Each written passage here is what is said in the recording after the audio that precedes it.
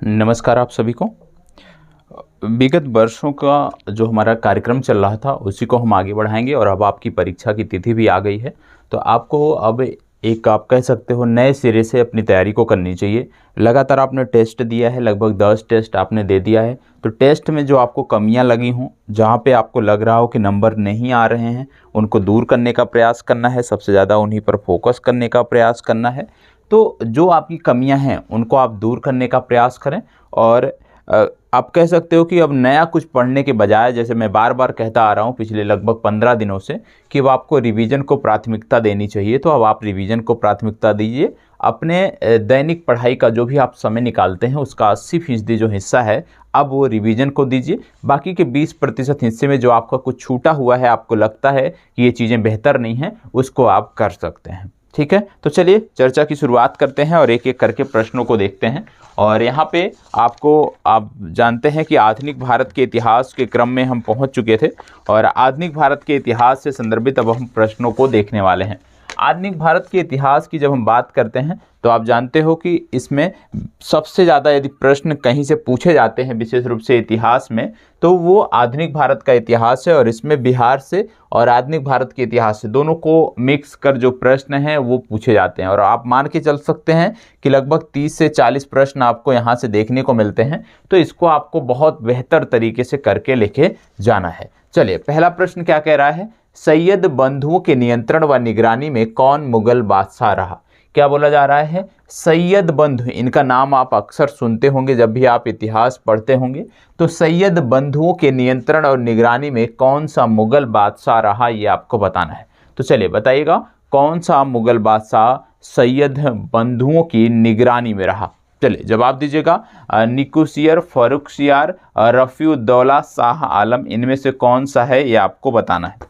चले, इनमें से कौन सा बादशाह है जो सैयद बंधुओं के नियंत्रण में रहा है, आपको बताना। चले फास्ट जवाब दीजिएगा।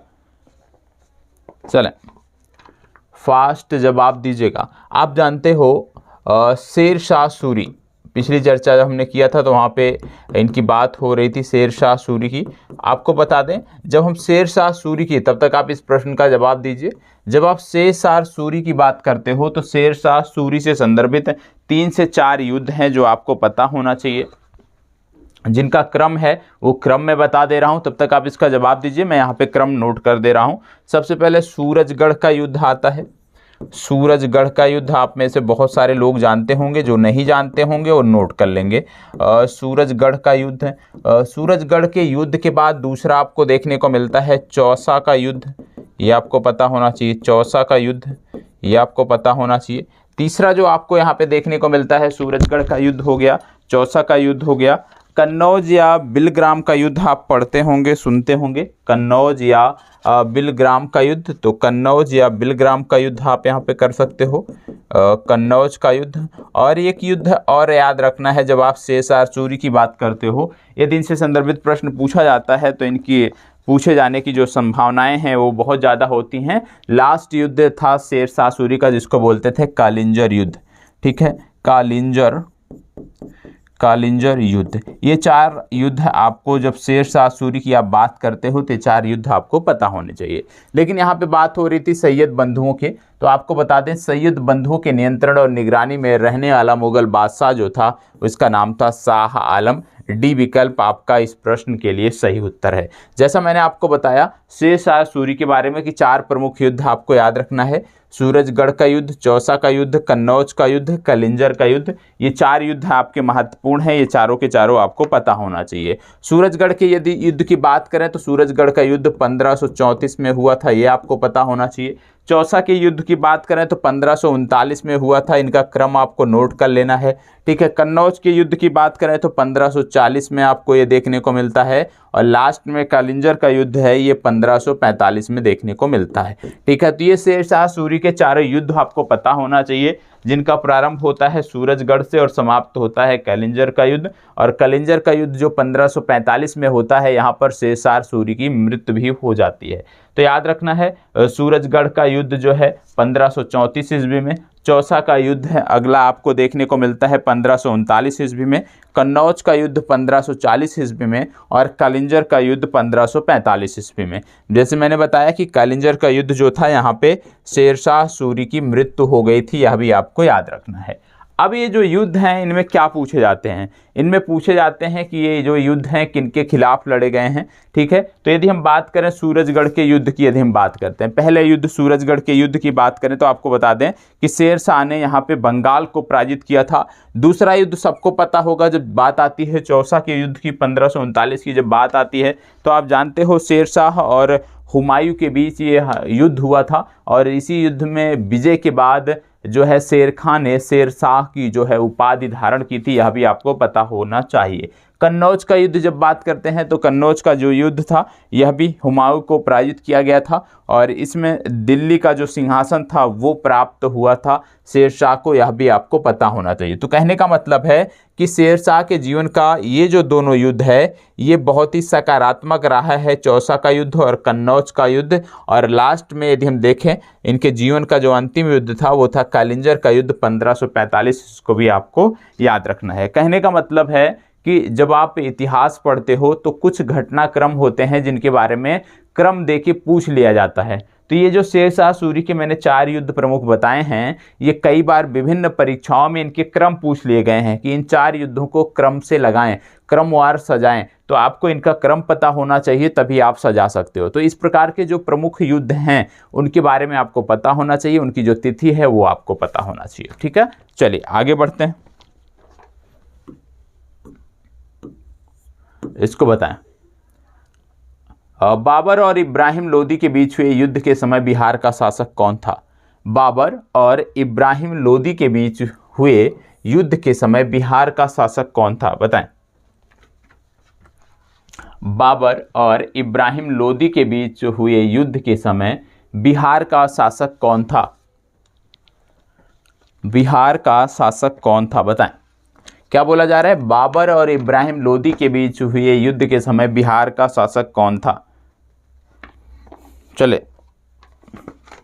आप जानते हैं 21 अप्रैल 1526, 21 अप्रैल 1526 और 21 अप्रैल 1526 की ये तिथि थी जब बाबर और लोदी के बीच युद्ध हुआ था, ये आपको पता होना चाहिए।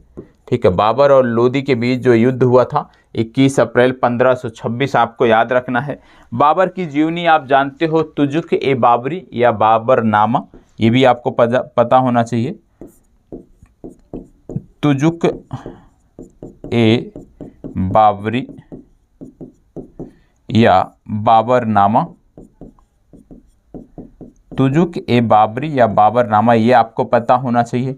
ये इनकी जीवनी थी बाबर की, इसके बारे में भी आपको जानकारी होनी चाहिए। ठीक है, अब यहाँ पे बात हो रहा है कि इब्राहिम लोदी के बीच जब युद्ध हुआ था तो बिहार का शासक कौन था? बिहार का शासक था बहार खां नुहानी, ये आपको याद रखना है। बी विकल्प इस प्रश्न के लिए सही उत्तर है। ठीक है, चलिए आगे बढ़ते हैं। प्रश्न संख्या 15, प्रश्न संख्या 15 क्या कह रहा है? किस मुगल शासक के काल में बिहार पर बंगाल के नवाबों का नियंत्रण स्थापित हुआ? किस मुगल शासक के काल में बिहार पर बंगाल के नवाबों का नियंत्रण स्थापित हुआ, ये आपको बताना है। 4 नाम दिए हैं, बहादुर शाह प्रथम, जहांदार शाह, फर्रुखसियार, रफ़ी उद दरजत, इनमें से कौन सा सही है आपको बताना है। चलें बताएं, किसके समय में बिहार पर बंगाल के नवाबों का नियंत्रण स्थापित हुआ था? वह मुगल शासक कौन था, ये आपको बताना है। 4 शासकों के नाम दिए हैं, इन 4 शासकों में से आपको अपने उत्तर का चुनाव करना है। बताएं।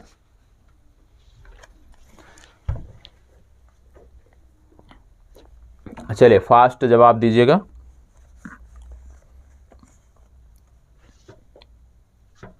फास्ट जवाब दीजिए, इसका कौन सा सही होगा? देखो, इसका सही उत्तर है बहादुर शाह प्रथम। ठीक है, बहादुर शाह प्रथम के शासनकाल में बिहार पर बंगाल के नवाबों का नियंत्रण स्थापित हुआ था, इसलिए यह विकल्प सही उत्तर है। ठीक है, चलिए आगे बढ़ते हैं, इसको देखें। किस मुगल शासक का राज्याभिषेक पटना में हुआ था? वह मुगल शासक कौन सा है जिसका राज्याभिषेक पटना में हुआ था, ये आपको बताना है। बताएं। वह मुगल शासक कौन सा है जिसका राज्याभिषेक पटना में हुआ था? चलें फास्ट जवाब दीजिएगा।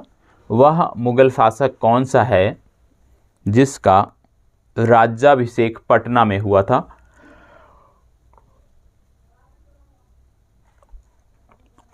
चलें फास्ट जवाब दीजिएगा। जहांदार शाह, शाह आलम, बहादुर शाह या फर्रुखसियार?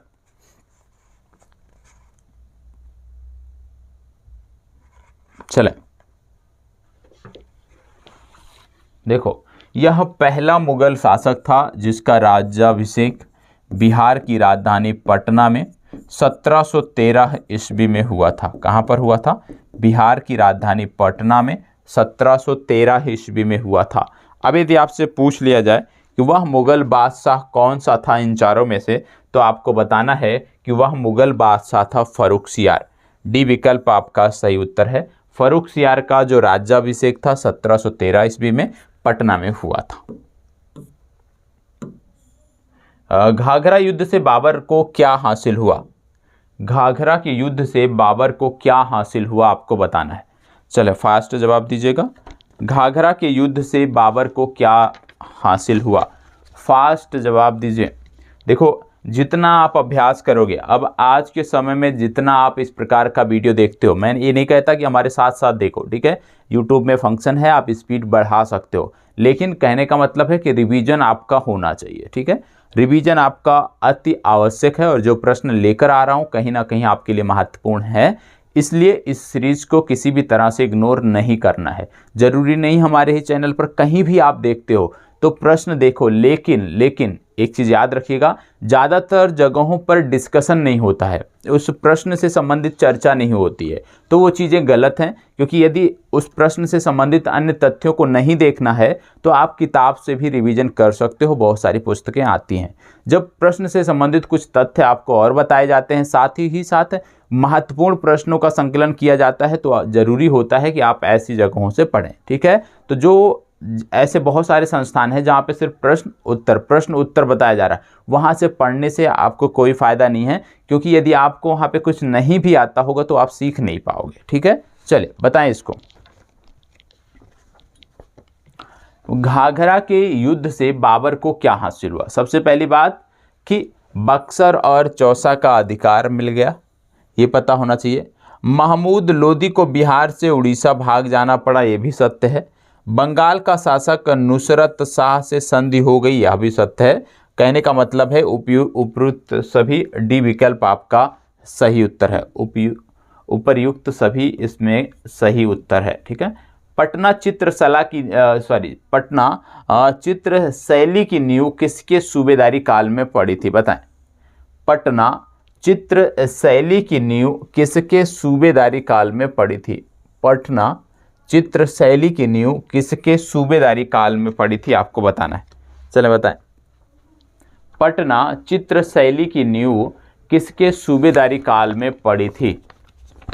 जवाब दीजिएगा। पटना चित्र शैली की नींव किसके सूबेदारी काल में पड़ी थी?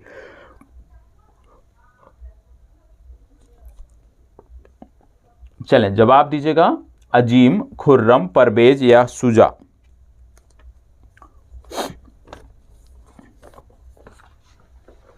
पटना चित्र शैली की बात यहाँ पे हो रही है, तो आपको पता होगा एक चित्र शैली और कई बार पूछी जाती है जिसको बोलते हैं पित्राद्यूरा।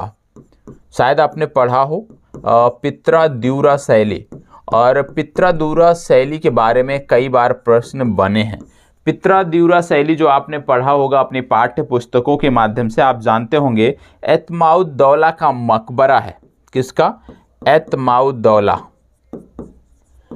तो एतमाउद्दौला का जो वो मकबरा है, ठीक है, एतमाउद्दौला का जो मकबरा है, आपको बता दें, इसको नूरजहां ने 1622 से 1628 के बीच में बनवाया था। कब बनवाया था? 1622 से 1628 के बीच इसको बनवाया था। एतमाउद्दौला का मकबरा किसने बनवाया था? नूरजहां ने बनवाया था अपने पिता की मृत्यु के बाद। और आपको बता दें, आगरा में स्थित यह पहली कृति थी जो पूर्णतः संगमरमर से बनी थी। याद रखना है, आगरा में स्थित यह पहली कृति थी जो पूर्णतः संगमरमर से बनी थी, वो थी एतमाउद्दौला का मकबरा, जो कि पित्रा द्यूरा शैली में बना हुआ है। ये आपको पता होना चाहिए। तो ये भी आपको याद रखना है। यहाँ पे प्रश्न में पूछा गया है बिहार चित्र शैली की, तो इसके सही उत्तर हैं ए विकल्प अजीम। ठीक है, चलिए आगे बढ़ते हैं और अगला प्रश्न देखते हैं। बिहार को सर्वप्रथम अपने साम्राज्य में मिलाने वाला मुगल शासक कौन था? बिहार को सर्वप्रथम अपने साम्राज्य में मिलाने वाला मुगल शासक कौन था, ये आपको बताना है। चलिए फास्ट जवाब दीजिएगा। बिहार को सर्वप्रथम अपने साम्राज्य में मिलाने वाला मुगल शासक कौन था? फास्ट जवाब। बिहार को सर्वप्रथम अपने साम्राज्य में मिलाने वाला मुगल शासक कौन था? बाबर, हुमायूं, अकबर या जहांगीर? बाबर, हुमायूं, अकबर या जहांगीर, इनमें से कौन सा सही है? जवाब दीजिएगा। बाबर, हुमायूं, अकबर या जहांगीर? चलें, बिहार को सर्वप्रथम अपने साम्राज्य में मिलाने वाला मुगल शासक कौन था? इन चारों में से आपको जवाब देना है। देखो, इसका सही उत्तर है अकबर। क्या उत्तर सही है? अकबर। अकबर के बारे में आपको बता दें, अकबर ने सबसे पहले यदि पूछा जाए बिहार पर आक्रमण कब किया, तो वर्ष आपको याद रखना है 1574 ईस्वी में। कब किया? 1574 ईस्वी में प्रथम बार अकबर ने आक्रमण किया, ये आपको पता होना चाहिए। और उस समय बिहार का जो शासक था उसका नाम था दाऊद खां। क्या नाम था? दाऊद खां। तो प्रश्न ऐसे भी बन सकता है कि अकबर ने जब पहली बार बिहार पर आक्रमण किया तो उस समय बिहार का शासक कौन था? तो आपको बताना है उस समय बिहार का शासक हुआ करता था दाऊद खां, ये आपको पता होना चाहिए। ठीक है, और आपको बता दें कि 1574 से 1580 आते आते, वर्ष 1580 आते आते याद रखना है, वर्ष 1580 के आसपास अकबर ने बिहार को अपने सूबे के अंतर्गत मिला लिया था, अपने साम्राज्य के अंतर्गत मिला लिया था। मतलब वर्ष 1580 आते आते बिहार जो है वो मुगल साम्राज्य का एक सूबा बन चुका था, ये भी आपको पता होना चाहिए। और आपको बता दें, खान ए खानम मुनीम खां, इनका भी नाम आपको याद रखना है। खान ए खानम मुनीम खां। ठीक है, खान ए खानम मुनीम खां जो थे, इनके बारे में भी आपको पता होना चाहिए। खान ए खानम मुनीम खां को बिहार का गवर्नर नियुक्त किया गया था। खान ए खानम मुनीम खां को बिहार का गवर्नर अकबर ने नियुक्त किया था, ये आपको पता होना चाहिए। और आपको बता दें, अकबर ने मुगल साम्राज्य के, यदि आपसे पूछ लिया जाए कि अकबर ने पूरे मुगल साम्राज्य को, जैसे बिहार एक सूबा था, इस प्रकार से कितने सूबों में बांट रखा था, तो याद रखना है अकबर ने पूरे मुगल साम्राज्य को 12 सूबों में बांट रखा है, यह आपको पता होना चाहिए। अकबर ने पूरे मुगल साम्राज्य को 12 सूबों में बांट रखा है, ये आपको पता होना चाहिए। ठीक है, चलिए आगे बढ़ते हैं। इसको बताएं, बिहार को मुगल साम्राज्य में मिलाने वाला मुगल शासक कौन था? बिहार को, देखो ये प्रश्न थोड़ा सा त्रुटिपूर्ण है, यहाँ पे होना चाहिए बिहार को मुगल साम्राज्य का दर्जा कब मिला, लेकिन ये त्रुटिपूर्ण है, इसको इग्नोर करना है। इसको बताएं, मुगल सूबा प्रांत बनने के उपरांत बिहार का पहला मनसबदार कौन बना? बताएं, मुगल सूबा या मुगल प्रांत बनने के बाद बिहार का पहला मनसबदार कौन बना, ये आपको बताना है। चलिए बताएं, बिहार का पहला कौन बना, ये आपको बताना है। इन चारों में से आपको जवाब देना है।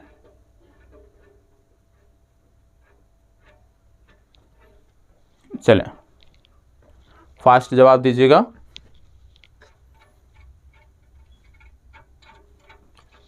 मुगल सूबा प्रांत बनने के उपरांत बिहार का पहला मनसबदार कौन बना?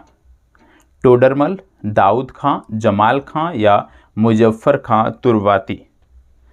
चलें, जवाब दीजिएगा। देखो, अकबर कालीन जो बिहार के प्रमुख सूबेदार थे उनकी यदि हम बात करें तो 6 नाम हमारे सामने आते हैं। 6 नाम कौन कौन से आते हैं? पहला नाम हमने बताया अभी, खान ए खानम मुनीम खां। खान ए खानम मुनीम खां पिछले प्रश्न में हमने बात किया। दूसरा नाम आता है राजा मान सिंह। तीसरा नाम आता है सईद खान। खान ए खानम, राजा मान सिंह, शहीद खां। शहीद खां के बाद मुजफ्फर खां और खान ए आजम मिर्ज़ा अजीज कोका। खान ए आजम मिर्ज़ा अजीज कोका और असद खान। ये 6 नाम आते हैं जो बिहार में अकबर द्वारा सूबेदार नियुक्त किए गए थे। तो ये 6 के 6 नाम आपको याद आने चाहिए। कौन कौन से हैं फिर से बता दे रहा हूँ, एक बार रिपीट कर लीजिएगा। नोट करना है तो नोट कर सकते हैं। पहला खान ए खानम मुनीम खां, दूसरा राजा मान सिंह, तीसरा मुजफ्फर खान, चौथा खान ए आजम मिर्ज़ा अजीज कोका और 5वां यदि हम बताएं असद खान और 6वां थे सईद खान। तो ये 6 नाम आपको पता होने चाहिए। और इस प्रश्न की यदि हम बात करते हैं तो इसका सही उत्तर है मुजफ्फर खां तुर्वाती। डी विकल्प इस प्रश्न का सही उत्तर है। ठीक है, चले आगे बढ़ते हैं। अकबर कालीन बिहार कितने भागों में विभक्त था? अकबर कालीन बिहार कितने भागों में विभक्त था? अभी हमने प्रश्न देखा था कि अकबर ने अपने साम्राज्य को कितने भागों में बांट रखा था। तो वहाँ पे हमने देखा कि अकबर ने अपने साम्राज्य को कितने भागों में बांट रखा था, कितने सूबों में बांट रखा था, वो हमने देख लिया। अब यहाँ पे अगला प्रश्न है कि बिहार को कितने भागों में बांट रखा था, बताएं। बिहार को कितने भागों में बांट रखा था ये आपको बताना है। चलिए फास्ट जवाब दीजिएगा।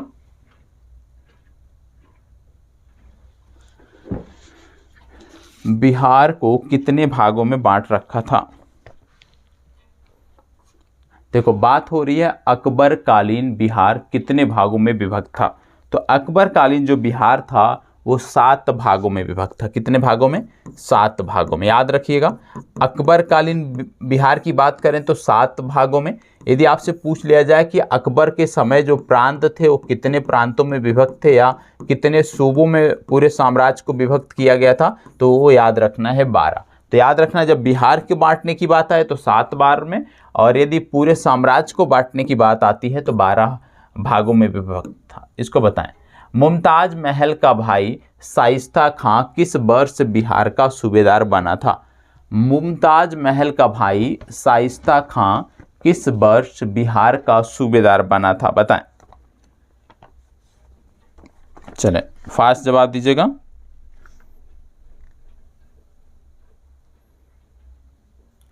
चलें फास्ट जवाब दीजिएगा। देखो सबसे पहले यहाँ पे बात हो रही है कि कब बना था। ठीक है, तो ये बना था 1639 ईस्वी में। ठीक है, कब बना था? 1639 ईस्वी में। सी विकल्प सही उत्तर है।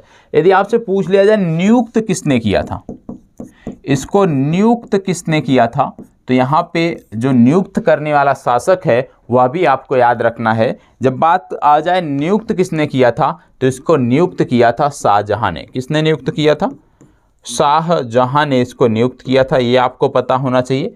इसके साथ साथ आपको बता दें कि यदि आपने डॉक्टर ए.एल. श्रीवास्तव का नाम सुना होगा, इतिहासकार डॉक्टर ए.एल. श्रीवास्तव का आपने नाम सुना होगा, तो इनकी एक पुस्तक थी जिसमें इन्होंने मुगल कालीन भारत में शाहजहां के शासनकाल को स्वर्ण युग माना था। तो यदि आपसे पूछ लिया जाए कि डॉक्टर ए.एल. श्रीवास्तव ने किस शासक के शासनकाल को मुगल काल का स्वर्ण युग माना था, तो आपको बताना है शाहजहां के शासनकाल को। और आपको याद रखना है शाहजहां ने शाइस्ता खां को बिहार का सूबेदार 1639 ईस्वी में नियुक्त किया था और यह 1643 ईस्वी तक यहाँ का सूबेदार रहा था। ठीक है, चलिए आगे बढ़ते हैं। पटना में बाग ए जफर खां का निर्माण किस सूबेदार ने करवाया था? पटना में बाग ए जफर खां का निर्माण किस सूबेदार ने करवाया था, आपको बताना है। चलें फास्ट जवाब दीजिएगा इसका। पटना में बाग ए जफर खां का निर्माण किस सूबेदार ने करवाया था? चलें, सईद खां, जुल्फिकार खां, सईद खां, अल्हरवर्दी खां या आज़ाद खां, बताएं किस सूबेदार ने करवाया था, ये आपको बताना है। पटना में बाग ए जफर खां का निर्माण किस सूबेदार ने करवाया था? सईद खां, जुल्फिकार खां, अलहद वर्दी खां या आजाद खां? बताएं, इनमें से कौन सा सही है? देखो, इसका सही उत्तर है सईद खां। ए विकल्प आपका सही उत्तर है। ठीक है, चलिए आगे बढ़ते हैं। किसके सूबेदारी काल में अंग्रेज यात्री वर्नियर पटना आया था?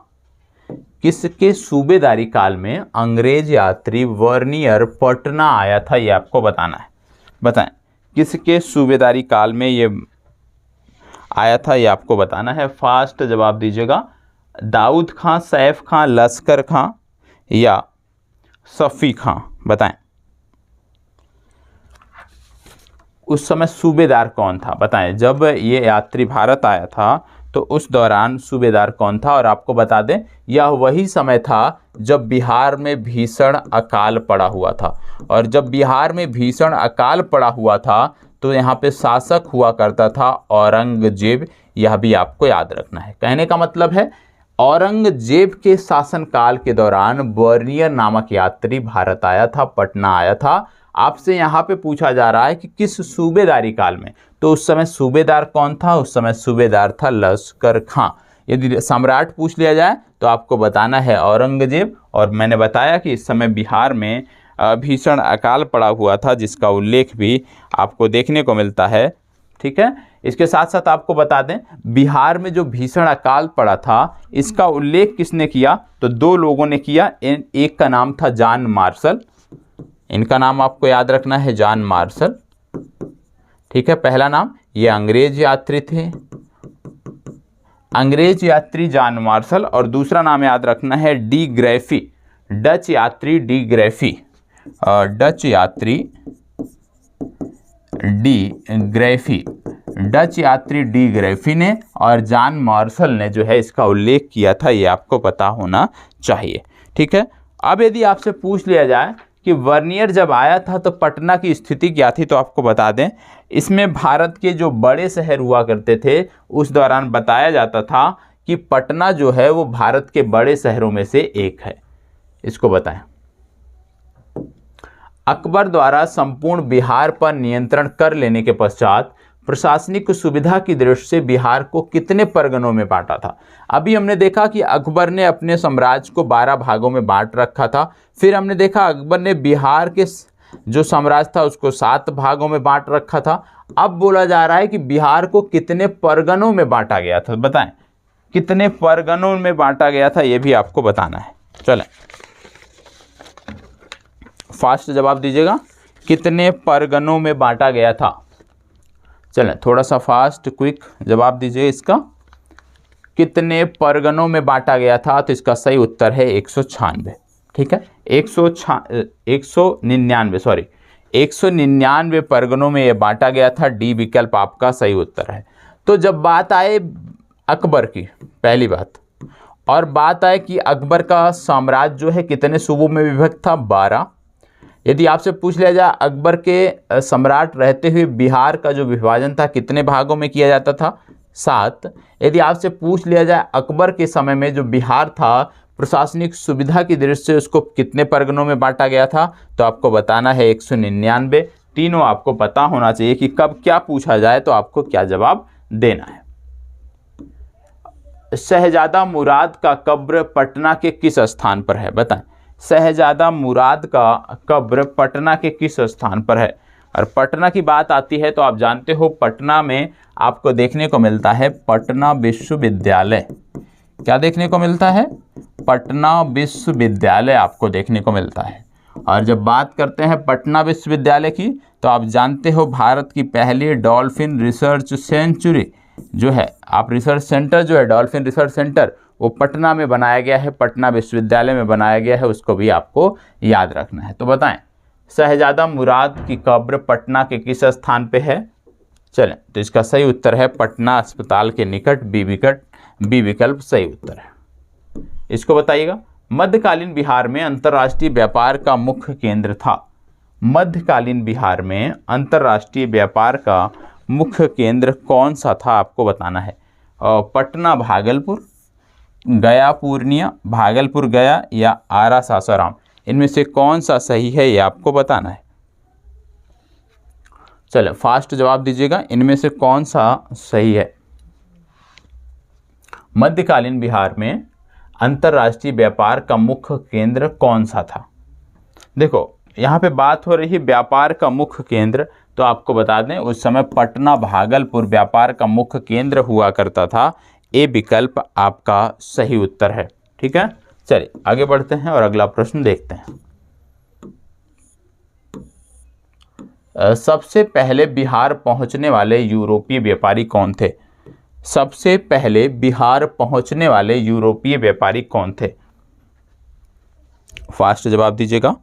सबसे पहले बिहार पहुंचने वाले यूरोपीय व्यापारी कौन थे। सबसे पहले बिहार पहुंचने वाले यूरोपीय व्यापारी कौन थे। अंग्रेज, फ्रांसीसी, पुर्तगाली या डच, बताएं। अंग्रेज, फ्रांसीसी, पुर्तगाली या डच, इनमें से कौन सा सही है ये आपको बताना है। सबसे पहले बिहार पहुंचने वाले यूरोपीय व्यापारी कौन थे। अंग्रेज, फ्रांसीसी, पुर्तगाली या डच। देखो यहाँ पे भारत पहुंचने की बात नहीं हो रही, यहाँ पे बात हो रही है कि बिहार कौन सबसे पहले पहुंचा। तो बिहार में सबसे पहले पहुंचने वाले थे पुर्तगाली। ठीक है, बिहार सबसे पहले पुर्तगाली पहुंचे थे और हुगली नदी का जो मुहाना है, हुगली नदी के मुहाने से ये इन्होंने प्रवेश किया था और बिहार तक जल मार्ग के माध्यम से पटना तक ये पहुंचे थे। ये आपको याद रखना है। ठीक है, इसके साथ साथ यदि आपसे पूछ लिया जाए कि आज के समय में जो डच फैक्ट्री थी वह कहाँ पे देखने को मिलती है, तो आधुनिक जो पटना कॉलेज आप देखते होंगे, पटना कॉलेज की जो उत्तरी इमारत है वो पहले डच फैक्ट्री हुआ करती थी। ये आपको पता होना चाहिए। और आपको बता दें कि यदि आपसे पूछ लिया जाए कि प्रारंभ में जो सोरा व्यापार था बिहार में, सोरा जो व्यापार था इस पर प्रभुत्व किसका था, तो आपको याद रखना है बिहार के सोरा व्यापार पर जो प्रारंभिक प्रभुत्व आप देखने को पाते हो वो डचों का पाते हो, यह भी आपको पता होना चाहिए। ठीक है, प्रारंभ में सोरा व्यापार पर डचों का प्रभुत्व बिहार में देखने को मिलता है। अगला प्रश्न, डच व्यापारियों ने किस वर्ष पटना में फैक्ट्री स्थापित किया था।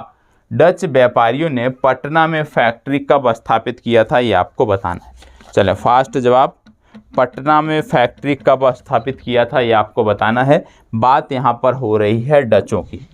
ठीक है, तो बताएं। देखो यहाँ पे सभी ने फैक्ट्री स्थापित की थी।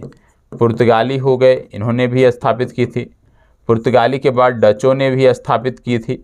ठीक है, फ्रांसीसियों ने भी स्थापित की थी और डेन ने भी स्थापित की थी। ये भी आपको पता होना चाहिए। तो पुर्तगाली, डच, ब्रिटिश और डेन, ठीक है, सॉरी ब्रिटिश और डेन है, फ्रांसीसी यहाँ पे देखने को नहीं मिलते हैं। ब्रिटिश और डेन, इन चारों के बारे में प्रश्न पूछे जाते हैं, इन चारों के बारे में पता होना चाहिए। जैसे पुर्तगालियों के बारे में पूछ लिया जाए तो 17वीं सदी के पूर्वार्ध में जो है इन्होंने बिहार में अपनी फैक्ट्री स्थापित कर ली थी। डचों की यदि हम बात करें तो डचों ने 1632 में बिहार में फैक्ट्री स्थापित कर ली थी। ब्रिटिश की यदि हम बात करें तो ब्रिटिश 1651 में इन्होंने फैक्ट्री स्थापित कर ली थी। और जब डेन की बात आती है कि इन्होंने बिहार में कब फैक्ट्री स्थापित की, तो आपको याद रखना है 1774 ईस्वी। 1774 ईस्वी में इन्होंने फैक्ट्री स्थापित की थी, अभी आपको पता होना चाहिए। पुर्तगालियों ने कब स्थापित की, 17वीं सदी के पूर्वार्ध में। और डचों ने कब स्थापित की, 1632 में। ब्रिटिश ने कब स्थापित की, 1651 में। डेन ने कब स्थापित की, 1774 में। यह भी आपको याद रखने की जरूरत है। ठीक है, चलिए तो इस प्रश्न का सही उत्तर क्या है, डच व्यापारियों ने किस वर्ष फैक्ट्री स्थापित की, तो 1632 इसका सही उत्तर है। अंग्रेज व्यापारियों ने पटना में किस वर्ष फैक्ट्री स्थापित की, अभी अभी बताया आपको। अंग्रेज व्यापारियों ने कब स्थापित की, 1651, अभी बताया, वही सेम जवाब है 1651। फ्रांसीसी व्यापारियों का व्यापारिक केंद्र था। फ्रांसीसी व्यापारियों का व्यापारिक केंद्र कौन सा था, आपको बताना है। चलें, फ्रांसीसी व्यापारियों का व्यापारिक केंद्र कौन सा था। देखो, फ्रांसीसी व्यापारियों के व्यापारिक केंद्र की यदि हम बात करें तो इनका व्यापारिक केंद्र हुआ करता था चंद्रनगर। सी विकल्प आपका सही उत्तर है। अब कुछ प्रश्न ऐसे हैं वन लाइनर, फास्ट आपको जवाब देना है। जैसे बिहार, बंगाल और उड़ीसा की दीवानी प्राप्त करने पर कंपनी सरकार कितने रुपए मुगल बादशाह शाह आलम को प्रतिवर्ष देना स्वीकार किया था? बताएं, कितने रुपए प्रतिवर्ष शाह आलम को दिए जाते थे, ये आपको बताना है। फास्ट जवाब दीजिएगा। 24 लाख रुपए, 25 लाख रुपए, 26 लाख रुपए या 27 लाख रुपए? तो आपको बता दें इसका सही उत्तर है सी विकल्प 26 लाख रुपए। कितना है? 26 लाख रुपए। सी विकल्प आपका सही उत्तर है। ठीक है, 26 लाख के बदले उनको बिहार, बंगाल और उड़ीसा की दीवानी प्राप्त हुई थी। इसको बताएं, बिहार में कंपनी सरकार स्थापित होते बिहार का नायब कौन बना था? बिहार में कंपनी सरकार स्थापित होने के बाद बिहार का नायब कौन बना था, मतलब प्रमुख प्रशासनिक अधिकारी कौन बना था? सिताब राय, धीरज नारायण, रजा खां या मोहम्मद काजिम? इनमें से कौन से व्यक्ति जो हैं वो बिहार के नायब अधिकारी बने थे, ये आपको बताना है। फास्ट जवाब दीजिएगा। चलें, फास्ट जवाब।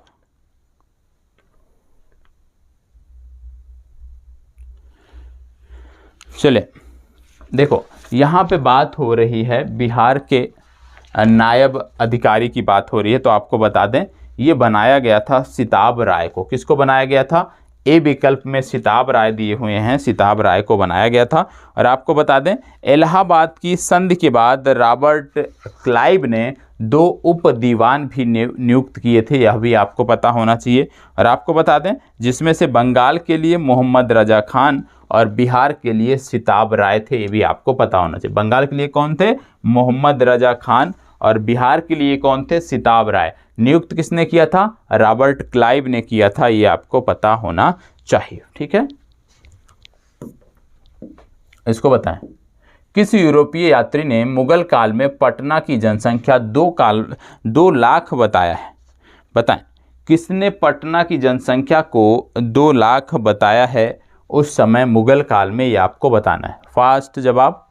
पटना की जनसंख्या को किसने मुगल काल में 2 लाख बताया है? मैंड्रिक, पीटर मुंडी, तैवर्नीय, जॉब चारनाक? फास्ट बताएं। जॉब चारनाक की बात जब आती है तो आप जानते हो कलकत्ता जो नगर है उसको बनाने का जो श्रेय जाता है वो जाता है जॉब चारनाक को, ये आपको पता होना चाहिए। इस प्रश्न का जो सही उत्तर है वो है तैवर्नीय। सी विकल्प इसका सही उत्तर है। इसको बताएं, कंपनी सरकार को बिहार, बंगाल, उड़ीसा से प्रतिवर्ष कितने लाख पाउंड राजस्व की प्राप्ति होती थी? कंपनी सरकार को कितने लाख पाउंड राजस्व की प्राप्ति होती थी, ये आपको बताना है। फास्ट जवाब। चलें, फास्ट जवाब दीजिएगा।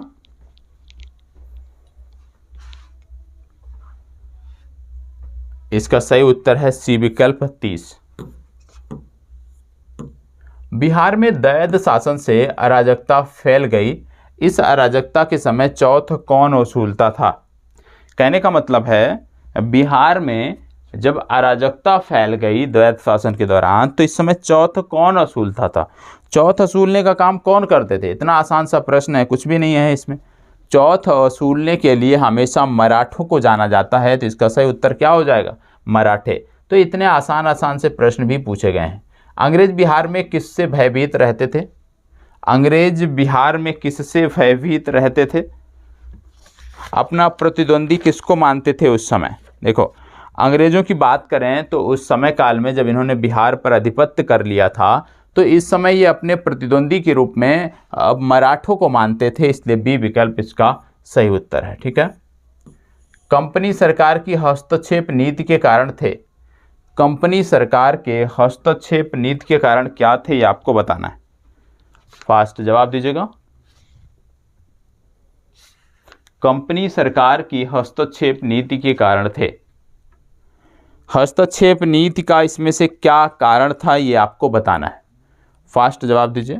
हस्तक्षेप नीति का क्या कारण था? राजस्व वसूली, प्रशासनिक पकड़ मजबूत करना, सभी को नियंत्रण में रखना या उपयुक्त सभी? कंपनी सरकार की हस्तक्षेप नीति के कारण क्या थे? राजस्व वसूली, प्रशासनिक पकड़ मजबूत करना, सभी को नियंत्रण में रखना या उपयुक्त सभी। देखो बात हो रही है हस्तक्षेप। हस्तक्षेप क्यों करते थे? पहला तो मनमाने ढंग से राजस्व की वसूली के लिए, दूसरा प्रशासनिक पकड़ मजबूत रहे, हस्तक्षेप करेंगे तभी अगले को भय होगा, डर होगा, तीसरा सभी को नियंत्रण में रखना, जो भी अधीनस्थ हैं उनको नियंत्रण में रखना। तो कहीं ना कहीं इस प्रश्न का डी विकल्प सही उत्तर है। इसको बताएं। अब बिहार में नूनिया विद्रोह का कारण क्या था? नूनिया विद्रोह बताएं। नूनिया विद्रोह का कारण क्या था? हाजीपुर, तिरहुत, सारण, पूर्णिया का जो क्षेत्र था, इस क्षेत्र में आपको देखने को मिलता है। इसका कारण क्या था ये आपको बताना है। चलें, इसका कारण क्या था? नूनिया विद्रोह का कारण क्या था? देखो बात हो रही है नूनिया विद्रोह की। नूनिया विद्रोह का जो प्रमुख कारण था वो था सोरा। ए विकल्प सही उत्तर है। इसको बताएं। देश को गुलामी से मुक्त कराना सबसे बड़ा धर्म है। पराधीनता की मुक्ति के लिए अपने को होम कर दो। सन्यासी विद्रोह के समय यह उद्घोष किसका था? ठीक है, ये दूसरी लाइन थोड़ी सी त्रुटिपूर्ण है, इसको इग्नोर करना है, लेकिन हमें पहली लाइन से इस प्रश्न का उत्तर निकालना है। तो आपको बता दें, यह विद्रोह था सन्यासी गुरुओं का। ए विकल्प इसके लिए सही उत्तर है। इसको बताएं। अब बीरभूम जिले में किस जनजाति ने कंपनी सरकार के विरुद्ध विद्रोह किया था? बताएं। बीरभूम जिले में किस जनजाति ने कंपनी सरकार के विरुद्ध विद्रोह किया था? संथाल, पहाड़िया, मुंडा या हो? बताएं कौन सी जनजाति थी ये आपको बताना है। वह जनजाति कौन सी थी ये आपको बताना है। और आपको बता दें ये जो जनजाति थी इसका नाम था पहाड़िया। बी विकल्प इस प्रश्न के लिए सही उत्तर है। ठीक है, चलिए आगे बढ़ते हैं और अब हम देखेंगे इसके बाद विशेष रूप से विज्ञान के प्रश्नों को, और मैथ के 5 प्रश्न हैं उनको भी हम देखने का, समझने का प्रयास करेंगे। ठीक है, चलिए आगे बढ़ते हैं।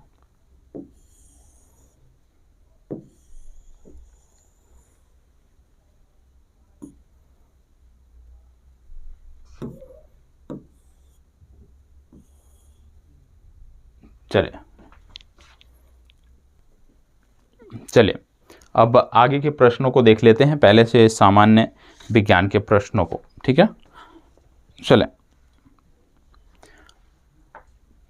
एक बार फिर से सभी उपस्थित हो जाएं।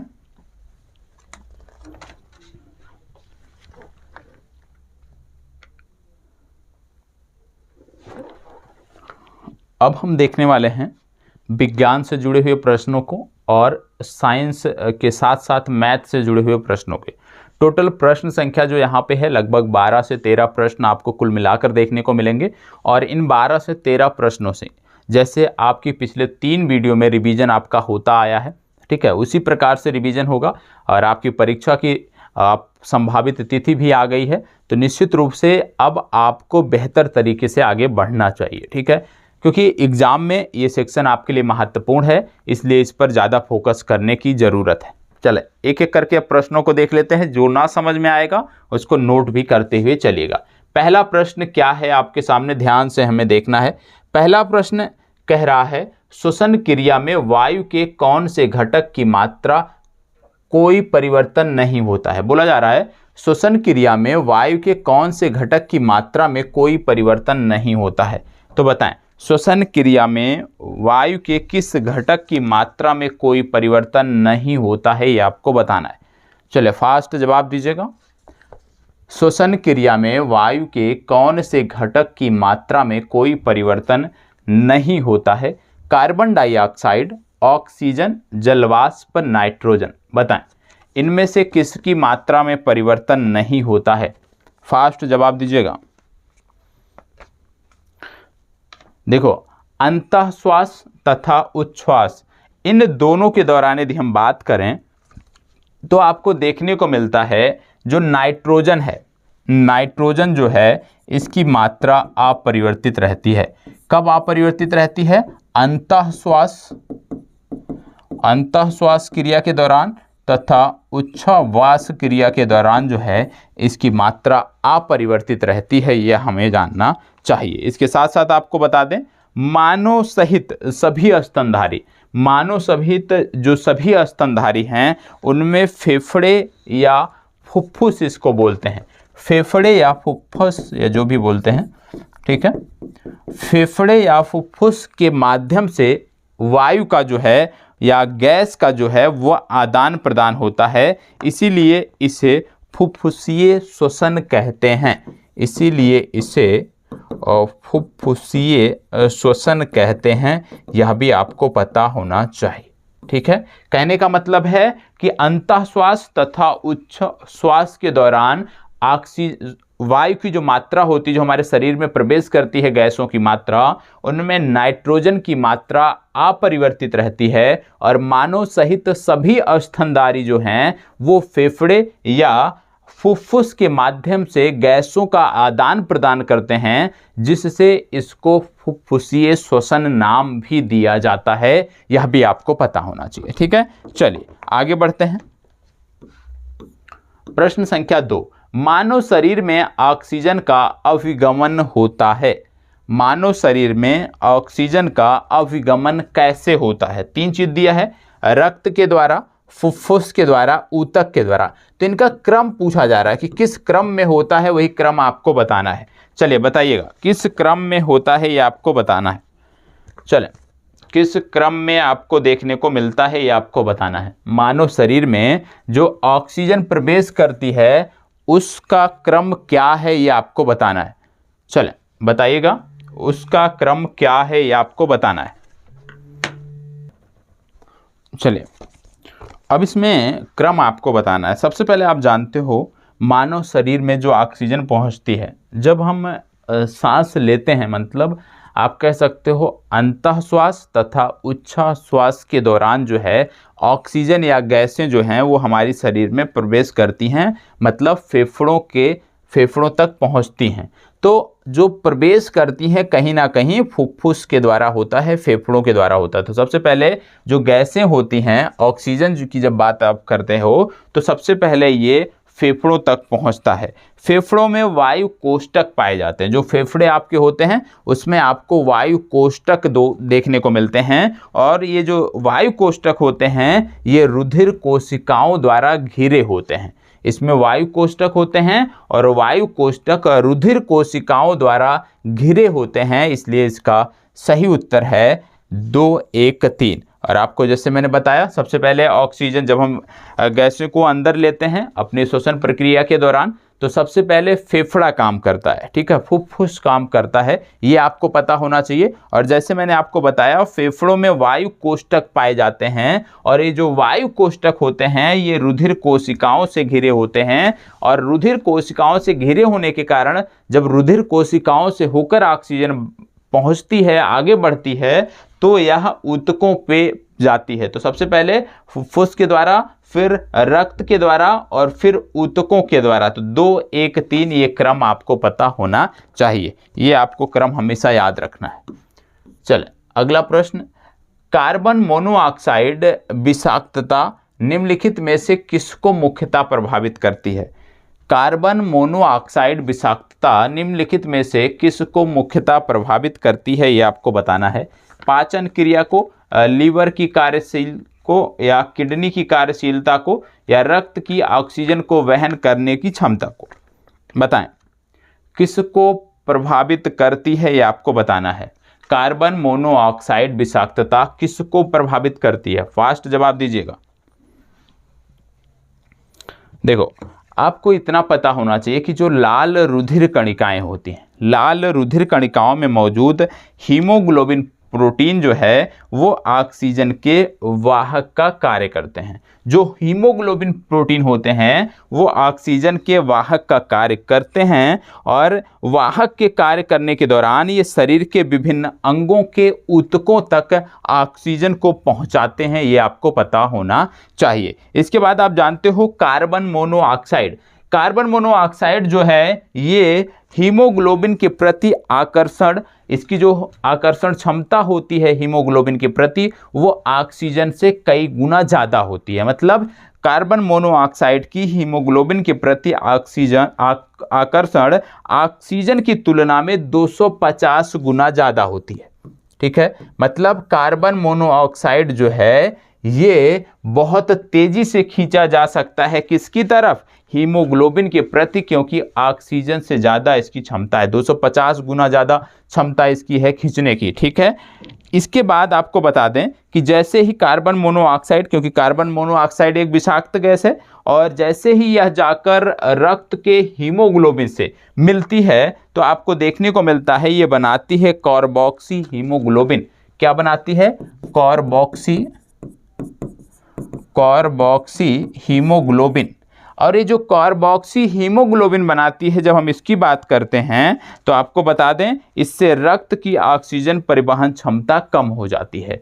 तो कहने का मतलब है, सबसे पहले आपको यह समझने की जरूरत है कि लाल रुधिर कणिकाओं में मौजूद हीमोग्लोबिन प्रोटीन ऑक्सीजन के वाहक का काम करते हैं। ठीक है, और ये ऑक्सीजन का परिवहन कर विभिन्न शरीर के विभिन्न ऊतकों तक पहुंचाते हैं। लेकिन दूसरी तरफ कार्बन मोनोऑक्साइड जो है, हीमोग्लोबिन के प्रति जो इसका आकर्षण है ये ऑक्सीजन की तुलना में 250 गुना ज़्यादा होता है, जिसके कारण ये बहुत तेजी से जाकर हीमोग्लोबिन से मिल जाती है। और जब हीमोग्लोबिन से, यह रक्त के हीमोग्लोबिन से जब मिलती है तो यहाँ पे बनाती है कार्बोक्सी हीमोग्लोबिन। और जब कार्बोक्सी हीमोग्लोबिन बनाती है तो इससे ऑक्सीजन की, रक्त की जो है वो ऑक्सीजन की परिवहन करने की जो क्षमता है वो कम हो जाती है। और जैसे ही क्षमता कम होती है तो उसके बाद उसका प्रभाव आपको देखने को मिलता है। तो कहने का मतलब है कार्बन मोनोऑक्साइड विषाक्तता निम्नलिखित में से किसको मुख्यतः प्रभावित करती है,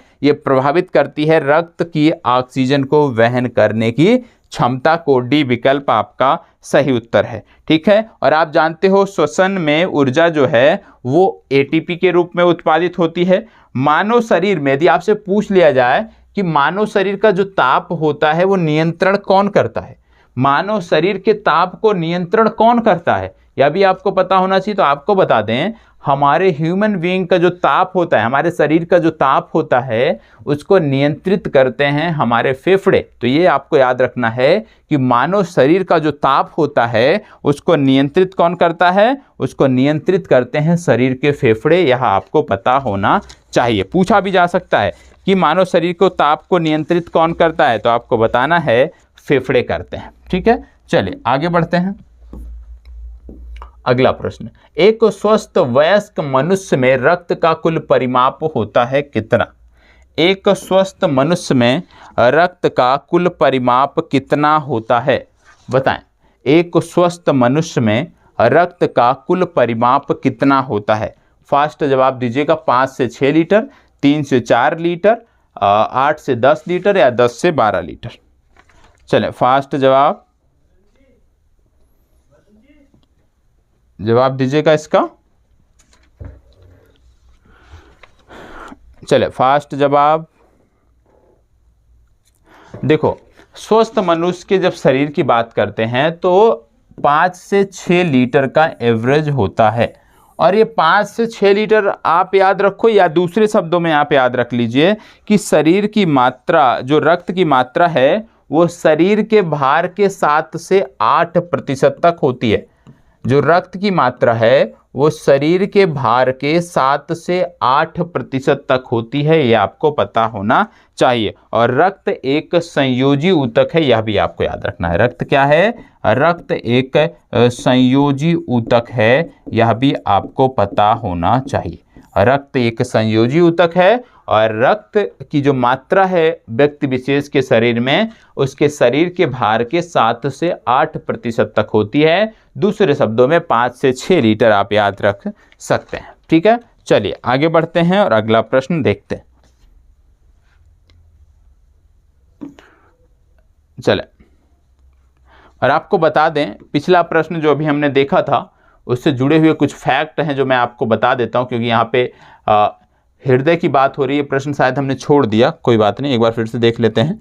बोला जा रहा है, हृदय स्पंदन एक विद्युतीय तरंग द्वारा निष्पादित होती है जो उपजती है कहाँ पर। ये कहाँ पर उपजती है ये आपको बताना है। क्या बोला जा रहा है, हृदय स्पंदन एक विद्युतीय तरंग द्वारा निष्पादित होती है, यह कहाँ उपजती है ये आपको बताना है। हृदय में, मस्तिष्क में, रुधिर में, मेरुरज्जु में, कहाँ पर ये तरंग उपजती है ये आपको बताना है। चलिए बताएं।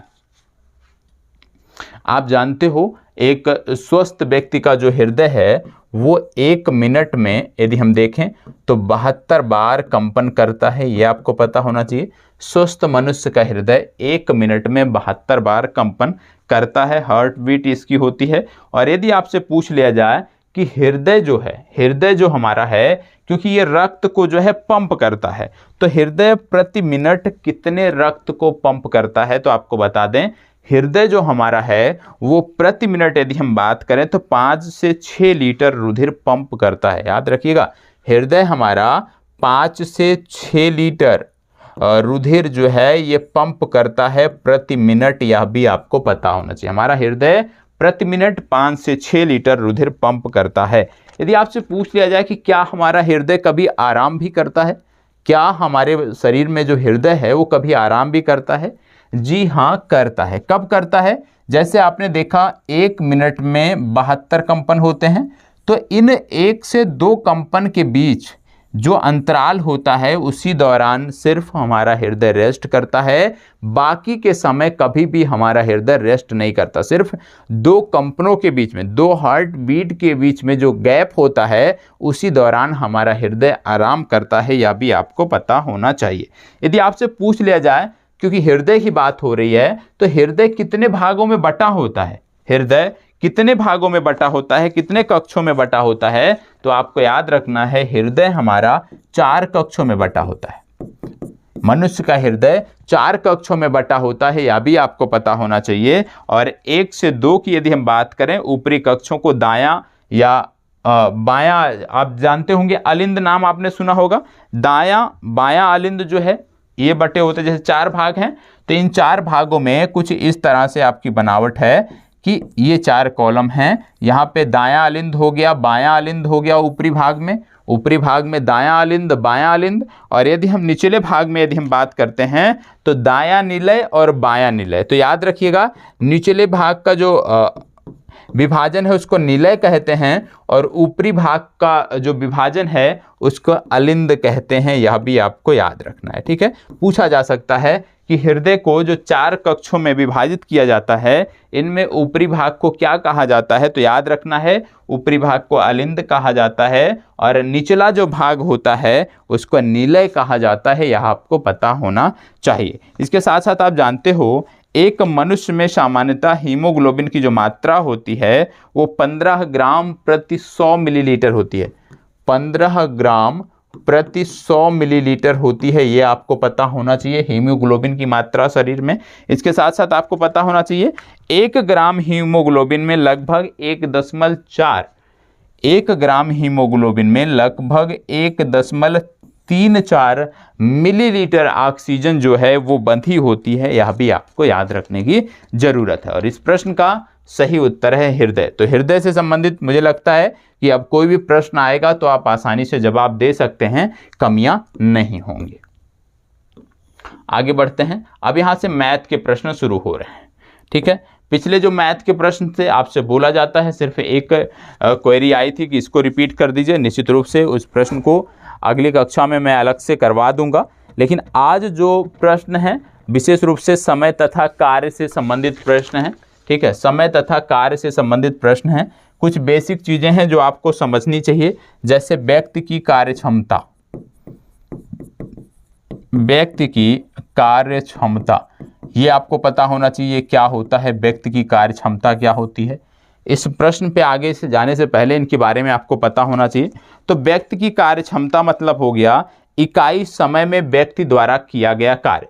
इकाई समय में व्यक्ति द्वारा किया गया कार्य ही उस व्यक्ति की कार्यक्षमता होती है, यह आपको पता होना चाहिए। मतलब कि यदि आपसे पूछा जाए इसका दूसरे शब्दों में, तो किसी व्यक्ति की जितनी क्षमता होगी, क्षमता ज़्यादा होगी तो कार्य ज़्यादा होगा, और कार्य ज़्यादा होगा तो समय क्या लगेगा, कम लगेगा।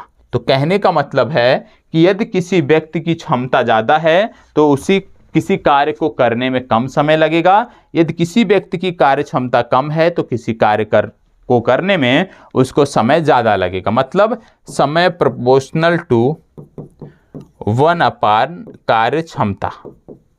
ठीक है, ये आपको पता होना चाहिए। समय ज़्यादा लगेगा तो कार्य क्षमता कम होगी, कार्य क्षमता ज़्यादा होगा तो समय कम लगेगा। ठीक है, इसके साथ बात आती है व्यक्तियों की संख्या।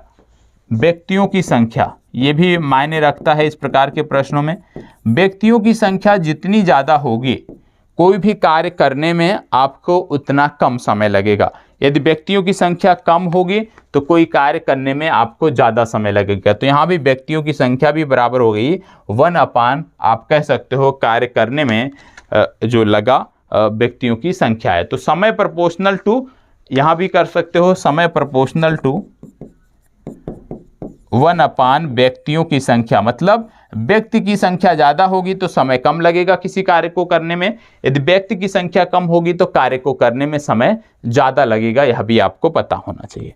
ठीक है, अब इसके साथ साथ यदि आपसे पूछ लिया जाए व्यक्ति के एक दिन का कार्य, किसी व्यक्ति द्वारा एक दिन में किया गया कार्य, तो किसी व्यक्ति द्वारा एक दिन में कार्य किया गया कार्य बराबर 1 उस व्यक्ति द्वारा संपूर्ण कार्य को करने में लगा समय। मान लीजिए कोई बोल देता है कि कोई एक व्यक्ति है जो एक कार्य को 15 दिन में कर सकता है। एक कार्य को कोई व्यक्ति है जो 15 दिन में कर सकता है, तो उस व्यक्ति का एक दिन का कार्य कितना होगा? उस व्यक्ति का एक दिन का कार्य हो जाएगा 1/15। यह आपको पता होना चाहिए। ठीक है, इसी के साथ आप जानते हो एक सूत्र भी यहाँ पे आपको याद रखना होता है इस तरह के प्रश्नों में, MDH इक्वल टू मतलब M1D1H1 बराबर M2D2H2। ये आप याद रखिएगा, ये सूत्र भी जरूरत पड़ेगी, लेकिन आज के जो प्रश्न हैं वहां पर इसकी जरूरत नहीं पड़ेगी। अब पहला प्रश्न देखते हैं, इसके बाद चीजें समझ में आएंगी। पहला प्रश्न क्या कह रहा है? पहला प्रश्न आपसे कह रहा है रमेश किसी कार्य को 10 दिनों में कर सकता है। रमेश किसी कार्य को 10 दिनों में कर सकता है। कंचन उसी कार्य को 15 दिनों में कर सकता है। दोनों एक साथ काम करना शुरू किए, मगर 3 दिन बाद, मतलब 3 दिन तक दोनों ने कार्य साथ किया और 3 दिन बाद कंचन जो है वो कार्य छोड़कर चला गया और रमेश ही अकेले शेष कार्य को पूरा करता है। तो कार्य को पूरा होने में कुल कितने दिन लगेंगे? यहाँ पे जरूर ध्यान दीजिएगा, कार्य को पूरा होने में कुल कितने दिन लगेंगे। अभी आपने देखा 2 व्यक्ति थे, एक का नाम क्या था? एक का नाम था रमेश। मान लो कोई कार्य है, एक का नाम है रमेश, एक का नाम है कंचन। मतलब ये जो पहला 3 दिन है, इस दौरान रमेश और कंचन दोनों कार्य करते हैं, R for Ramesh, K for Kanchan. लेकिन बाद का जो होता है, कंचन कार्य छोड़कर चला जाता है, मतलब शेष कार्य जो है ये रमेश अकेले करता है। ठीक है, अब यहां से इतनी जानकारी आपको हो गई। अब शेष कार्य मान लो हमने देख लिया, शेष कार्य को पूरा करने में उसको x दिन लगता है। ठीक है, हमने मान लिया शेष कार्य को पूरा करने में रमेश को x दिन लगता है। हमने माना रमेश, अब इस प्रश्न के लिए हमने माना रमेश शेष कार्य को x दिन में पूरा करता है। ठीक है, शेष कार्य को रमेश जो है x दिन में पूरा करता है, ये हमने मान लिया। अब जैसे ही हमने माना रमेश शेष कार्य को x दिन में पूरा करता है, अब हमें क्या निकालनी है? रमेश और कंचन की कार्य क्षमता निकाल लेनी है। मतलब कार्य क्षमता मतलब क्या? उनका एक दिन का कार्य। तो रमेश का यदि हम एक दिन का कार्य देखें, रमेश का एक दिन का कार्य, तो पूरा कार्य कितने दिनों में करता है? 10 दिन में। तो एक दिन में कितना करेगा? 1/10 भाग। इसी तरह कंचन पूरा कार्य कितने दिन में कर लेता है? 15 दिन में। तो एक दिन में कितना करेगा? 1/15। ठीक है, ये निकल गई, दोनों की कार्य क्षमता निकल गई, ये हमें पता हो गया। अब इसके बाद प्रश्न में क्या कह रहा है कि 3 दिन तक, अब देखो यहां से ध्यान दीजिएगा, प्रश्नानुसार कह रहा 3 दिन तक दोनों साथ मिलकर कार्य करते हैं। मतलब 3 दिन तक, एक दिन का कार्य रमेश का कितना है? 1/10। 3 दिन का कितना हो जाएगा? 3/10। एक दिन का कंचन का कार्य है 1/15। 3 दिन का कितना कार्य हो जाएगा? 3/15। ठीक है, अब शेष कार्य कितना बचा है? x बोला जा रहा है कि x दिन में पूरा होगा, तो जो शेष कार्य बचा है वो x दिन में पूरा होगा। तो जब x दिन की बात आ रही है और कर कौन रहा है, रमेश कर रहा है, तो रमेश जो है शेष कार्य को, रमेश एक दिन में करता है 1/15 कार्य, सॉरी 1/10 कार्य, तो x दिन में कितना करेगा रमेश, x/10 कार्य बराबर कितना, 1 कार्य की बात हो रही। मतलब 3 दिन दोनों साथ कार्य करते हैं, इसलिए इनको हमने 3 से गुणा कर दिया। शेष कार्य रमेश पूरा करता है x दिन में, 1 दिन में रमेश करता है 1/10, x दिन में कितना करेगा, x/10। अब इनको हमने हल कर लेना है। इनका यदि हम लघुत्तम ले लेते हैं तो आपका आ गया 30, यहाँ पे हो गया 9 + 6 + 3x बराबर 1, ठीक है। और 9 और 6 15, 3x बराबर 30 - 15, 3x बराबर 15, x बराबर 5, x बराबर आ गया 5। अब 5 क्या आया है, शेष कार्य को करने में लगा समय कितना है, 5। पहले कितने दिन किया गया है कार्य, 3 दिन, तो कुल समय पूछा गया है, तो 5 और 3 बराबर 8 दिन, मतलब डी विकल्प आपका सही उत्तर है, ठीक है। अब देखो इसमें क्या था, सबसे पहले इस तरह के प्रश्न में उनकी कार्य क्षमता हमें निकालनी होती। कोई भी प्रश्न इस तरह का होगा उसमें बोला जाएगा 2 दिन तक दोनों साथ मिलकर कार्य करते हैं, फिर एक छोड़ के चला जाता है, तो उनकी कार्य क्षमता निकालनी पड़ेगी, 1 दिन में अगला कितना कार्य करता है। फिर इसके बाद प्रश्न के अनुरूप जिस तरह से प्रश्न की मांग हो उस तरह से चीज़ों को मांग कर हमें पूरा कर लेना चाहिए। चलिए आगे बढ़ते हैं और अगला प्रश्न देखते हैं।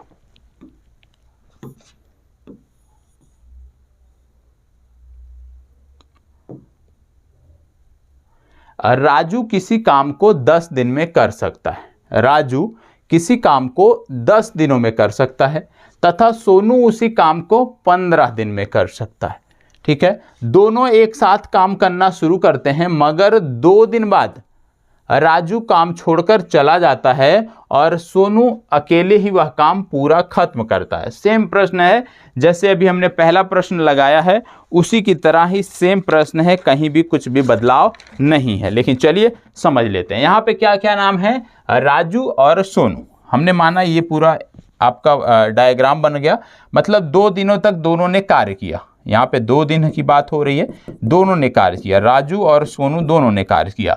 बाद में राजू काम छोड़कर चला गया, मतलब सोनू उस कार्य को करता है। तो हमने तुरंत मान लिया सोनू उस कार्य को x दिन में पूरा करता है, ठीक है। माना सोनू उस कार्य को x दिन में पूरा करता है, माना सोनू शेष कार्य को x दिन में पूरा करता है, ठीक है। अब तुरंत इसके बाद क्या निकालना चाहिए, दोनों का 1 दिन का कार्य। पहले राजू 1 दिन में कितना कार्य करता है, राजू का 1 दिन का कार्य। तो राजू कितना करता है, राजू किसी काम को 10 दिनों में करता है, तो 1 दिन में कितना करेगा, 1/10। इसी तरह से जब सोनू की बात आती है तो सोनू का 1 दिन का कार्य कितना हो गया, सोनू का 1 दिन का कार्य हो गया 1/15, ठीक है, क्योंकि पूरा कार्य 15 दिन में करता है, 1 दिन में कितना करेगा, 1/15। इसी को इनकी कार्य क्षमता भी कहते हैं। अब प्रश्न में जैसे बोला गया है कि 2 दिन तक दोनों साथ कार्य करते हैं, यदि ये 1 दिन में 1/10 करता है तो 2 दिन में कितना करेगा, 2 से इसको गुणा कर दो। यदि सोनू 1 दिन में 1/15 करता है, 2 दिन में कितना करेगा, 2 से इसको गुणा कर दो। तो यहाँ से आ गया प्रश्न के अनुसार यदि हम देखें तो ये हो गया 2/10 राजू का कार्य, 2/15 सोनू का कार्य, प्लस शेष कार्य को जो है वो सोनू अकेले करता है। तो शेष कार्य को कितने दिन में, x दिन में करता है। और सोनू 1 दिन में कितना कार्य करता है, सोनू 1 दिन में करता है 1/15, तो x दिन में कितना करेगा, x/15 बराबर 1। हल कर लेना है। यहाँ भी यदि आप देखोगे तो इसका भी लघुत्तम आप कह सकते हो 30, तो 6 + 4 + 2x बराबर 1। यहाँ पे यदि हम देखेंगे 2x + 10 बराबर 30, यहाँ पे यदि हम देखेंगे 2x बराबर 20, x बराबर 10, ये आपका हो गया उत्तर, x बराबर 10।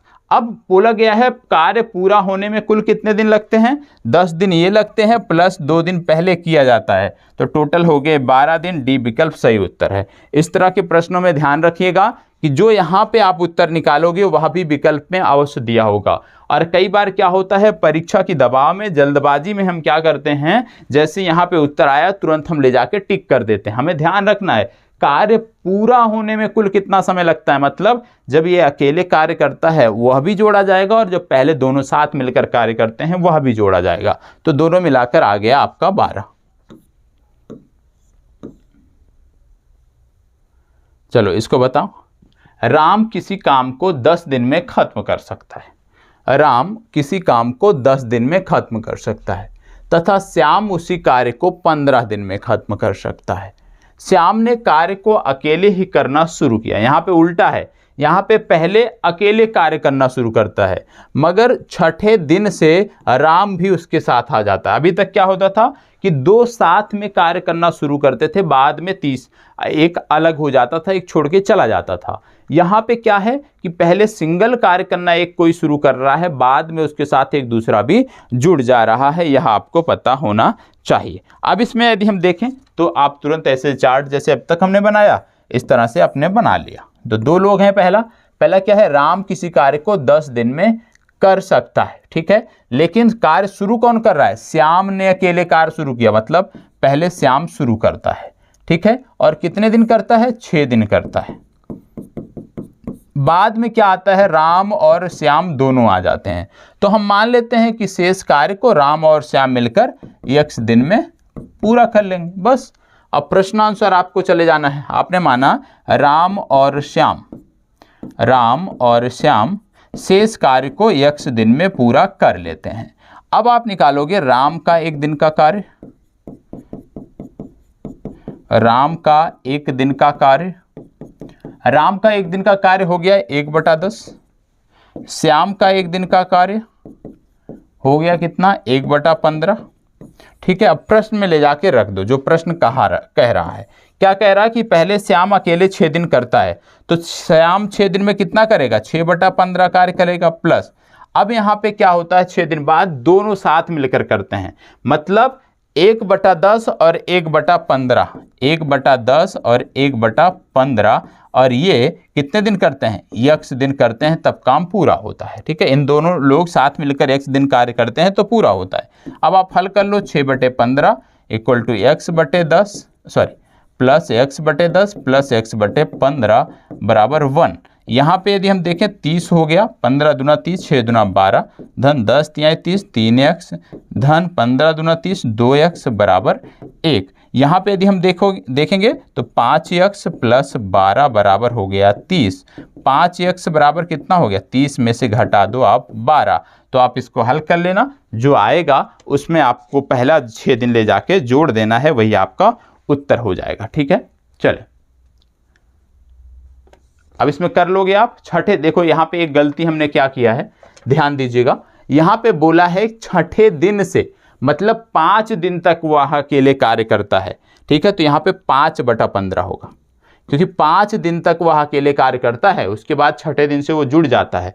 तो यहाँ पे सिर्फ 5/15 कर लेना है, बाकी वही चीज़ें हैं, आप कैलकुलेशन कर सकते हो, ठीक है। इसमें कुछ भी ऐसा नहीं था जो आप ना कर सको। देखो यहाँ पे यदि आप ये चीज़ नहीं करना चाहते हो तो यहीं पे साथ में निकाल सकते हो, राम और श्याम का एक दिन का कार्य बराबर 1/15 धन 1/10, इसको हल कर लेना। तो यहाँ पे यदि 30 लघुत्तम आ जाता है तो 2 + 3 मतलब 5/30, मतलब आप कह सकते हो 1/6, मतलब दोनों मिलकर जो है एक दिन के कितना करते हैं, 1/6 काम करते हैं।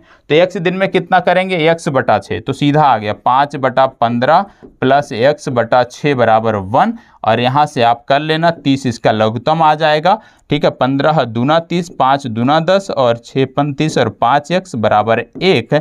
यहाँ से आ गया 5x बराबर 20 और x बराबर आ गया 4 ये हो गया 5 दिन पहले किया जाता है, तो 5 और 4 9 दिन आपका सही उत्तर है, ठीक है। अब इसमें कुछ भी नहीं है, यदि आप ध्यान से प्रश्न पढ़ेंगे तो आप आसानी से हल कर सकते हैं, सिर्फ पढ़ने की ज़रूरत है, जल्दबाजी नहीं करना है। मैंने बार बार बोला है कि इस तरह के प्रश्न जो हैं बहुत ध्यान से पढ़ने होते हैं, तभी आप आंसर कर सकते हो। इस प्रश्न को भी ध्यान से देखिए। एक टंकी को 2 नल ए और बी अलग अलग क्रमशः 20 मिनट और 30 मिनट में भर सकते हैं, ठीक है। अलग अलग 20 मिनट और 30 मिनट में भर सकते हैं। टंकी की तली में उसे खाली करने के लिए एक तीसरा नल भी लगा हुआ है। यदि तीनों नलों को एक साथ खोल दिया जाए तो टंकी 15 मिनट में भर जाती है। बताइए कि तीसरा नल टंकी को कितनी देर में खाली कर सकता है। तीसरा नल टंकी को कितनी देर में खाली कर सकता है, ये आपको बताना है। ध्यान दीजिएगा, क्या बोला जा रहा है कि एक टंकी है, उसमें दो नल लगे, एक नल ए है, एक बी है, ठीक है। और ये जो ए और बी हैं, ये इसको 20 मिनट में और 30 मिनट में भर सकते हैं। और टंकी की तली में एक तीसरा नल भी लगा हुआ है, जो टंकी को एक साथ खोल दिया जाए तो टंकी 15 मिनट में भर जाती है, ठीक है। अब यहाँ पे यदि हम देखेंगे तो थोड़ा सा प्रश्न में त्रुटि है, मैं इसको करेक्ट कर देता हूँ। आप इसको करेक्ट कर लीजिए, 1 मिनट का समय दीजिएगा। लास्ट लाइन में त्रुटि है, उसको करेक्ट आपको करना है। लास्ट लाइन में त्रुटि है, मैं बता रहा हूँ, 1 मिनट का समय दीजिए। क्या करें, टाइपिंग वाले उतना ध्यान देते नहीं चीज़ों को, लापरवाही से टाइप करते हैं, जिसके चलते एरर आपको देखने को मिल जाता है। प्रयास किया जाता है कि इस तरह की चीज़ें ना हों, लेकिन फिर भी आपको कहीं ना कहीं वो देखने को मिल ही जाता है।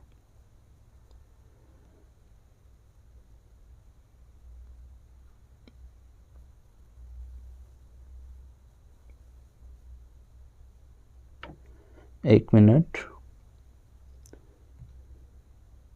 देखो यहाँ पे है, एक बार सारी चीज़ें सही है। यदि तीनों नल एक साथ खोल दिया जाए, उसे खाली करने के लिए टंकी की तली में उसे खाली करने के लिए एक तीसरा नल भी लगा हुआ है। यदि तीनों नलों को एक साथ खोल दिया जाए तो 15 मिनट में भर जाती है, ठीक है। करेक्शन नहीं है कोई, ठीक है। अब यहाँ पे बोला गया है 2 नल उसको भरते हैं, ठीक है। एक तीसरा जो तली में लगा हुआ है वो खाली करने के लिए लगा हुआ है। लेकिन यदि हम तीनों को एक साथ खोल देते हैं तो टंकी तो भी 15 मिनट में टंकी भर जाती है। कहने का मतलब है कि इसमें यदि हम देखें तो एक टंकी को भरने में लग रहा है ए द्वारा कितना समय ले रहा है, 20 मिनट। बी द्वारा कितना ले रहा है, 30 मिनट ले रहा है, ठीक है। ए टंकी को भरने में 20 मिनट लेता है, सी टंकी को भरने में 30 मिनट लेता है। क्योंकि यदि सी वाला भी चालू कर दे, मतलब ए भी चल रहा है, बी भी चल रहा है और सी भी चल रहा है, तो टंकी 15 मिनट में भरती है। ये आपको पता होना चाहिए। यदि ए, बी और सी तीनों चल रहा है तो टंकी कितने मिनट में भरती है, 15 मिनट में भरती है। अब यहाँ पे यदि आप देखोगे तो सी वाला जो नल है उसकी यदि हम बात करें तो सी वाला नल भर नहीं रहा है, बल्कि खाली कर रहा है। और खाली कर रहा है तो इसको आप आगे इसके निगेटिव चिन्ह से रखोगे।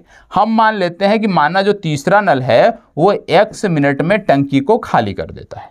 माना जो तीसरा नल है वो x मिनट में टंकी को खाली कर देता है। तो अब यहाँ पे यही तो पूछा जा रहा है, बताइए कि तीसरा नल टंकी को कितनी देर में खाली कर देता है। हमने मान लिया x मिनट में ये खाली कर देता है। अब तीनों जब चलते हैं तो 15 मिनट में टंकी भरती है। ये आपके लिए की पॉइंट है। अब इसमें यदि आप देखो तो 1 मिनट में कितना भरेगा, ए वाला 1/20, बी वाला 1 मिनट में कितना भरेगा, 1/30, सी वाला 1 मिनट में कितना खाली करेगा, 1/x, बराबर कितने के हो गया, 1/15। क्योंकि कुल समय कितना लगता है, 15 मिनट लगता है इसको भरने में, तो 1 मिनट में कितना भरेगा, 1/15। अब इसको आप हल कर लीजिएगा। इसका लघुत्तम यदि हम बात करें तो इसका लघुत्तम आप कह सकते हो 60 रख लेते हैं, आसानी होगा। 3 + 2 - 6, इस तरह से आप हल कर लीजिएगा। लघुत्तम लेके इसको हल कर लीजिएगा और आपका उत्तर आ जाएगा, ठीक है। कैसे हल करना है, इसको आप 1/6 जो है इसका पक्षांतर कर दीजिएगा दूसरी तरफ, 1/15 इधर ले आइएगा और लघुत्तम लेके इसको हल कर लीजिएगा। जो भी आएगा वो आपका उत्तर हो जाएगा, ठीक है। कैसे करना है, इधर देखो, जिसको ना समझ में आए, 1/20 धन 1/30 माइनस, इधर प्लस है ये, इधर आएगा माइनस, -1/15 = 1/x। 1/x इधर निगेटिव है, बराबर के इधर जाएगा तो पॉजिटिव चिन्ह आ जाएगा। लघुत्तम मैंने बोला 60, तो 20 × 3 = 60, 30 × 2 = 60 और 15 × 4 = 60। तो आप कर सकते हो यहाँ से भैया 3 2 5, 5 में से 4 गया 1, 1/60 बराबर 1/x, x बराबर 60 मिनट। यही आपका उत्तर है, डी विकल्प, ठीक है। तो बहुत ही आसान सा था, सिर्फ हमें समझना था। चलें अगला प्रश्न, इसी तरह से ये भी है, ध्यान दीजिएगा। यहाँ पे 6 नल दिए हुए हैं और दिया है सभी नलों को एक साथ खोल देने पर टंकी कितनी देर में। 6 नल दिए हुए हैं, यहाँ पे 6 नल के बारे में बताया गया है कि पहला 10 मिनट में भरता है, दूसरा 20 मिनट में भर सकता है, तीसरा 30 मिनट में, चौथा 40, पांचवा 50 मिनट और अगला 60 मिनट में भर सकता है। ठीक है, ये सबकी अपनी अपनी क्षमता हो गई। ठीक है, कि कौन कितने समय में भर सकता है। बोला जा रहा है यदि सबको एक साथ खोल दिया जाए फिर कितने में भरेगा। तो उसी तरह से जैसे ए वाला है 1 मिनट में ए वाला जो नल है वो 10 मिनट में भर सकता है, तो 1 मिनट में कितना भरेगा, 1/10। इसी तरह से बी वाला जो नल है वो 20 मिनट में भर सकता है, 1 मिनट में कितना भरेगा, 1/20। और इसी तरह से 1/60 60वें नल तक ले जाना है और इनको जोड़ लेना है, जो आ जाएगा उसी का उल्टा कर देना है, आपका उत्तर आ जाएगा। ठीक है, तो इसमें कुछ भी नहीं है। ठीक, कुछ भी नहीं है, जैसे अभी तक आपने लगाया उसी तरह है। नहीं आता है समझ में तो निश्चित रूप से कमेंट बॉक्स में बताइएगा, आपको जवाब दिया जाएगा। इसको बताएं, एक नल ए नल बी से 3 गुना अधिक पानी एक हौज में भरता है। यदि दोनों मिलकर उस हौज को 12 मिनट में भर देते हैं तो अकेला उसे भरने में कितना समय लगेगा। चलो बताएं, इसको आपके लिए ये होमवर्क है, ये प्रश्न आपके लिए होमवर्क है, इसको जरूर करके आइएगा। नहीं आता है कमेंट बॉक्स में अवश्य बताइएगा कल की क्लास से पहले, जिससे आपको इसका जवाब दिया जा सके, क्योंकि यहाँ से प्रश्न बन रहे हैं। ये सेक्शन आपके लिए महत्वपूर्ण है, लगातार यहाँ से प्रश्न बन रहे हैं, तो यहाँ पे हमें कोई कमी नहीं करनी है। ठीक है, चलिए धन्यवाद, बहुत बहुत आभार।